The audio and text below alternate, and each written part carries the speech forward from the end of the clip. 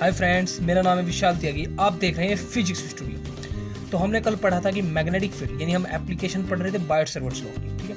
तो हमने कल पढ़ा magnetic field at the centre of circular coil और लूप। कॉइल भी कह सकते हैं, लूप भी कह सकते हैं। आज हम उसकी सेकंड एप्लीकेशन पढ़ेंगे। हमारे पीछे दो एप्लीकेशन खत्म कर दिया, यानी आज थर्ड एप्लीकेशन है। हमने magnetic field due to a straight current carrying conductor या वायर भी पढ़ लिया, और हमने magnetic field eight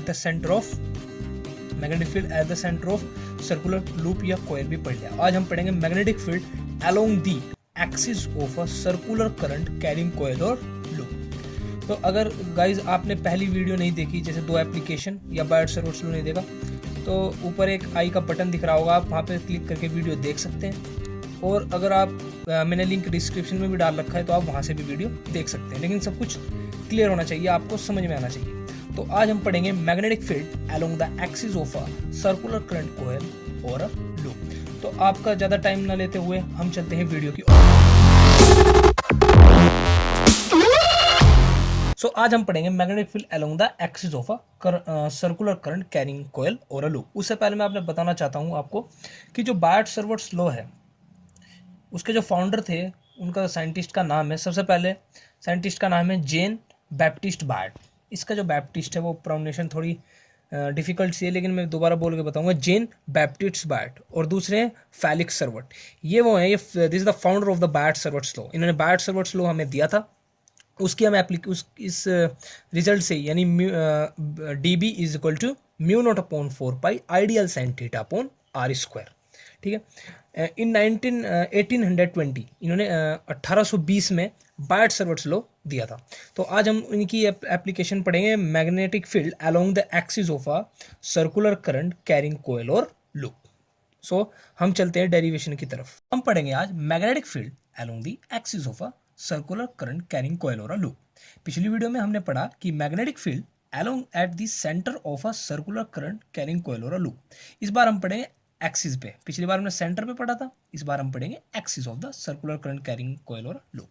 so guys, आप देख सकते हैं कि डेरिवेशन से पहले मैं आपको फिगर समझाऊंगा अच्छी तरह। देखिए फिगर, देखिए हम सेम कंसिडर करेंगे एक सर्कुलर कॉइल कंडक्टर, उसमें आई करंट फ्लो करेंगे।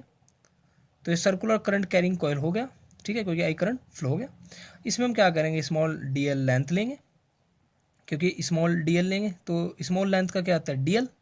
और यहाँ भी स्मॉल लेंथ लेंगे डी एल, ऊपर भी और नीचे भी, अपर पे भी और नीचे भी, ठीक है। अब हम क्या करेंगे, इसमें एक पी पॉइंट लेंगे, पी पॉइंट कंसीडर करेंगे, और जो upper part of D L है और जो lower part of D L है उसे ज्वाइन कर देंगे पी पॉइंट से।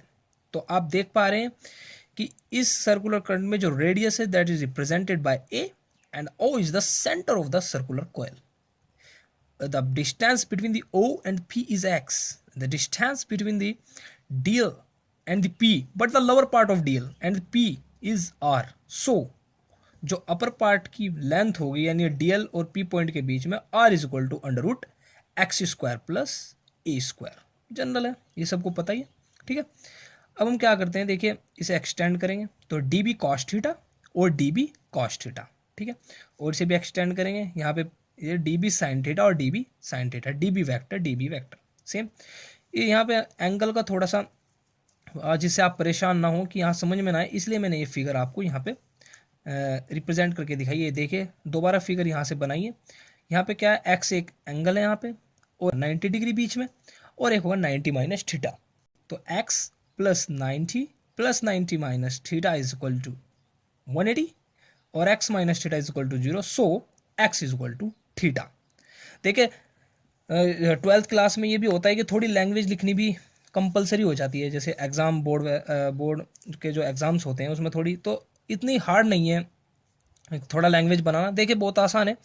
जैसे मैंने बोला वही कि consider a circular loop of wire of radius है, हमें कंसिडर करेंगे circular loop of wire of radius जिसकी ए होती है, एंड कैरिंग करंट आई, जो कैरिंग करंट कर I. Let the plane of the loop, जो plane of the loop be perpendicular to the plane of paper.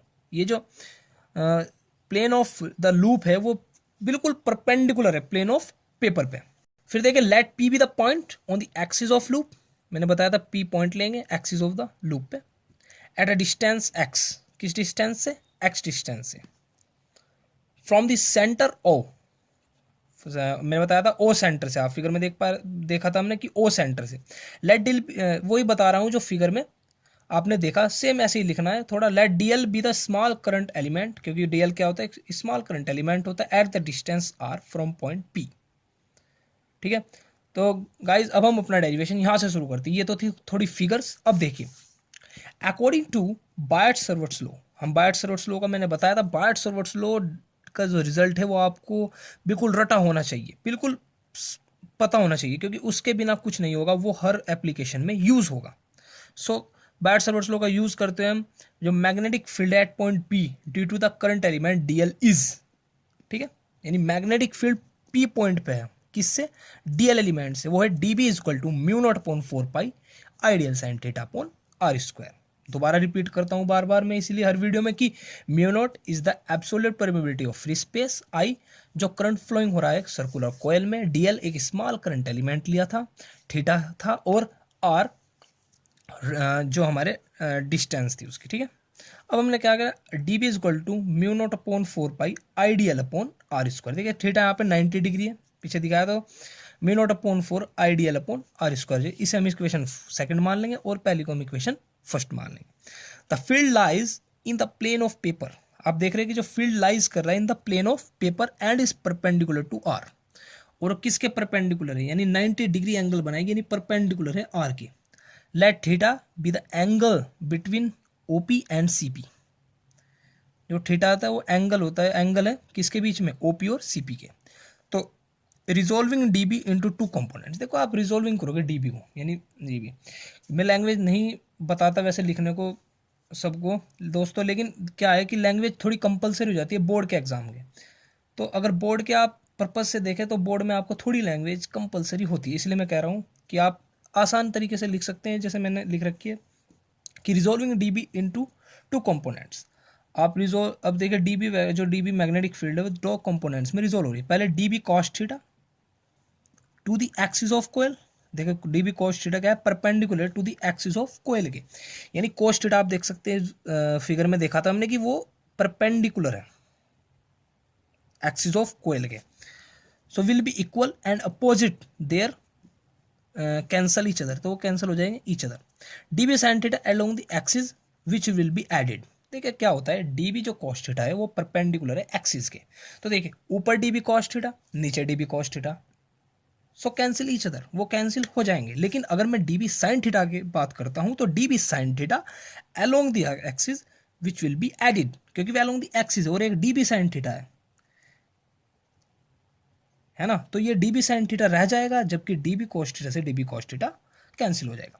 तो हमारे पास total magnetic field at point P पे जो मिलेगा, dB integration of dB sine theta मिलेगा।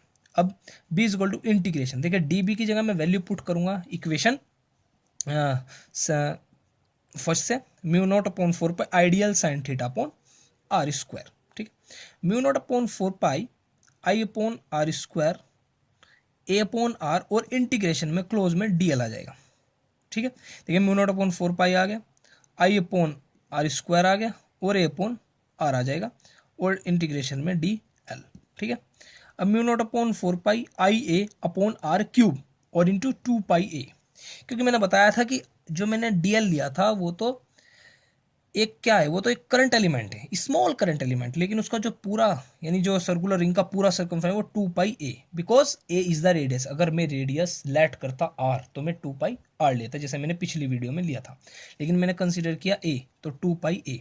सो B is equal to mu not upon 4 pi 2 pi a का square upon R cube, आप देख सकते हैं इससे ईजी है। अब देखिए आर इज इक्वल टू क्या होता है, R is equal to the distance between the, अगर अपर पार्ट की बात करता हूँ मैं, जो डिस्टेंस होती है डीएल, हमने जो वहाँ स्मॉल करंट एलिमेंट लिया था और पी पॉइंट की, उसकी जो डिस्टेंस थी वो R is equal to under root x square plus a square था, या कहो a square plus X square था। तो वहाँ पे हम वैल्यू पुट कर देंगे, यहाँ पे देखिए B is equal to mu not upon 4 pi 2 pi a square भार आई अपॉन में a square plus X square का 3/2, ठीक है, ये हो जाएगा 3/2। Also pi a square is equal to a, area of circular loop, देखो आपको पता है पाई ए स्क्वायर, देखो पाई ए स्क्वायर जो उसका सर्कुलर लूप का होता है वो एरिया होता है, यानी पाई अगर आर रेडियस आर लेता है वही पाई आर स्क्वायर, जनरली हम पढ़ते हैं pi R square area of the circular, लेकिन ए रेडियस है तो पाई ए स्क्वायर, उसे हमने ए मान लिया, तो बी इज इक्वल टू क्या पुट करेंगे, पाई ए स्क्वायर की जगह सिर्फ ए पुट कर देंगे, तो B is equal to mu not upon 4 pi 2 I a upon a square plus X square का 3/2। ठीक है, if the coil consist of N turns, अगर कोयल क्या कर रही है, कंसिस्ट यानी एन नंबर ऑफ टर्न्स, यानी एन टर्न्स कंसिडर कर रही है, उसमें टर्न्स जो है वो एन है, देन कभी कभी क्या होता है ना, जो आपका रिजल्ट पूछा जाता है वो नंबर ऑफ टर्न्स में पूछ लिया जाता है, तो नंबर ऑफ टर्न्स में क्या है, then B is equal to, वैसे जो डेरिवेशन है वो यहाँ पे खत्म हो गया, लेकिन अगर कोयल कंसिस्ट कर रही है एन टर्न्स, तो then B is equal to mu not upon 4 pi 2 pi I a square N upon a square plus X square का 3/2, ये हम इक्वेशन ए मान लेते हैं। चलिए अब हम इसके स्पेशल केसेस की ओर चलते हैं। So guys let we see the special cases, हम देखते हैं अब स्पेशल केसेस। देखिए हमने वैसे डेरिवेशन यहाँ पे खत्म हो गया है, डेरिवेशन में आया था B is equal to mu not upon 4 pi 2 I a upon a square plus X square का 3/2, ये जनरल डेरिवेशन, ये जनरल रिजल्ट है, लेकिन इसके बाद हमने अगर नंबर ऑफ टर्म्स ऐड कर दें एन, तो उसका फिर रिजल्ट आ जाएगा B is equal to mu not upon 4 pi 2 pi I a square N upon a square plus X square की 3/2।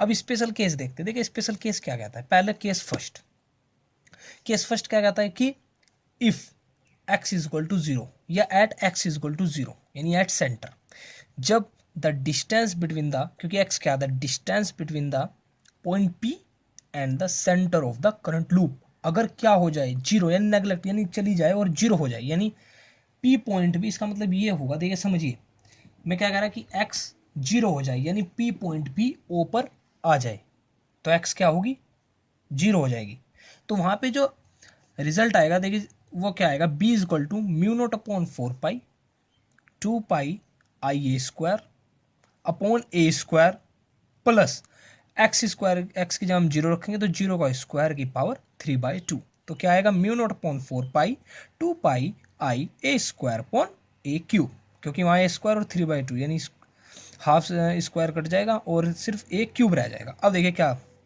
क्या है, B is equal to mu not upon 4 pi 2 pi I a square upon a cube, लेकिन pi a square क्या है, area of the circular loop, area of the circular loop, so B is equal to mu not upon 4 pi 2 a square, क्योंकि pi a square के जगह हमने a रख लिया capital a, because a is the area of the circular loop upon a cube for the N number of turns. अगर हम N turns लेते हैं तो कोई काम नहीं करना, सिर्फ इतना काम करना है आपको कि अगर आप n से मल्टीप्लाई कर दीजिए उस रिजल्ट में, तो वो n नंबर ऑफ टर्म्स में आपको डेरिवेशन यानी रिजल्ट मिल जाएगा। कैसे, जैसे b is equal to mu not upon 4 pi 2 n I a upon a cube, सिर्फ n से मल्टीप्लाई किए, वेयर a यानी pi a square is equal to area of the circular current loop.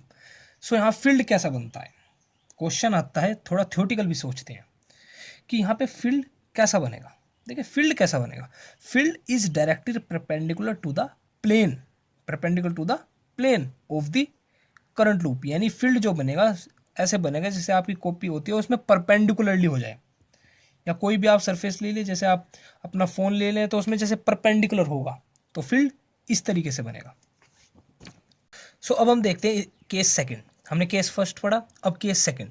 Case second क्या कहता है, देखिए at the axial points, at the axial point यानी P lying far away from the coil, यानी जो point P है अगर कोयल से बहुत दूर चली जाए तो आप देख रहे हैं कि R बढ़ेगी, और एक कह रहा है कि अगर R is more greater than the A, यानी the distance between the point P and the point O is larger, is more larger than the radius of the circular coil, तो हम नेगलेक्टिंग कर देंगे ए स्क्वायर को, क्योंकि इस तरीके से माने कि यार आपके पास एक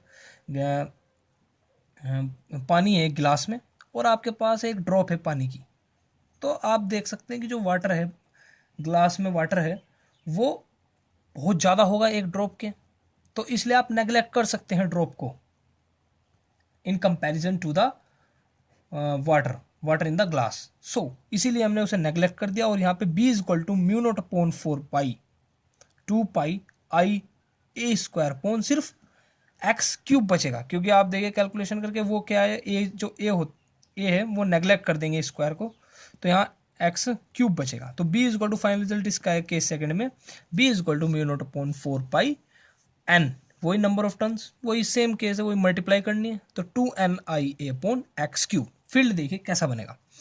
सो गाइस फील्ड कैसा बनेगा, the field is directed along the axis of the loop, directed बनेगा axis along the loop and falls off as the cube of the distance from the current loop. ठीक है, case second, वो case third, sorry हम देखते हैं अब case third. देखिए case third क्या कहता है, एट एन एक्सियल पॉइंट, अगर एक्सियल पॉइंट यानी P point at a distance, P एक डिस्टेंस है, पता है अगर पी उनकी जो डिस्टेंस है equal to the radius of the coil, यानी x is equal to a हो जाए। ठीक है, ये कह रहा है कि the radius of the circular coil, if the radius of the circular coil is equal to the distance between the point O and the point P, जब क्या होगा, देखिए B is equal to mu not upon 4 pi 2 pi a square I upon a square और plus X square की place पे भी हम fill करेंगे ए स्क्वायर, सो क्या 3/2, तो फाइनल रिजल्ट वही B is equal to mu naught 4 pi 2ai upon 2a square का 3/2। सो गाइज ये थे 3 स्पेशल केसेस। अब हम मिलते हैं अपनी अगली वीडियो में। Thank you guys.